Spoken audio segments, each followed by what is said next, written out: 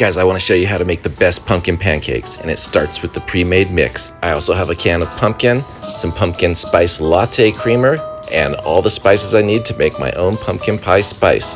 Let's go ahead and get started. Grab a big bowl. Now I'm doing a lot of pancakes today, so I'm starting with 12 cups of that pancake mix, and I'm adding 4 cups of water to it. Next, I'll add a whole quart of that pumpkin spice latte creamer. That's my secret ingredient today. And next, I'm going to throw in a whole can of just pure pumpkin. Now it's time to make our own pumpkin pie spice mix. It starts with cinnamon, and I'm using a lot of this because that's our main flavor. Next is the ginger. So once again, I'm going to use a pretty decent amount of that too. And after that, I'm going to go in with my nutmeg. Now, nutmeg can be really strong, so I'm just going to use a little bit of this, probably like half a teaspoon. Follow that up with some clove, which is also real strong, so another maybe half a teaspoon.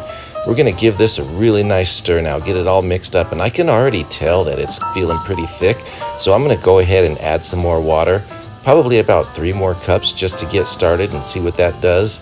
And as I start stirring that, I can tell the consistency is perfect. It's mixing around really well, it feels smooth, so I'm just going to keep stirring and get it all really well incorporated. And at this point, you're going to want to taste it. This is the perfect time. If you need to add some more spices, you can go ahead and do that right here. We're all cooking improv today, but guys, this tastes perfect. So, into a dish, we'll set that aside and we're ready to serve. Now, don't forget to cook a test cake. Throw it down on the griddle. I have this griddle about medium-low. I don't want it to be too hot. We don't want to burn these cakes. We want them to cook through.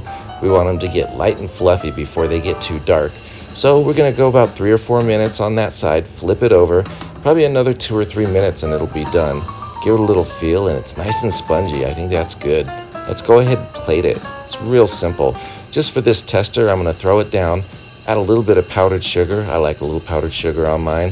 That's it. Add my maple syrup. Just get in there and enjoy. Now, I'm not a huge fan of pumpkin pancakes, but I got to tell you, this was amazing. It turned out really good. Best recipe I've made to date. Man, what a treat. Thanks for watching. Cheers, everyone.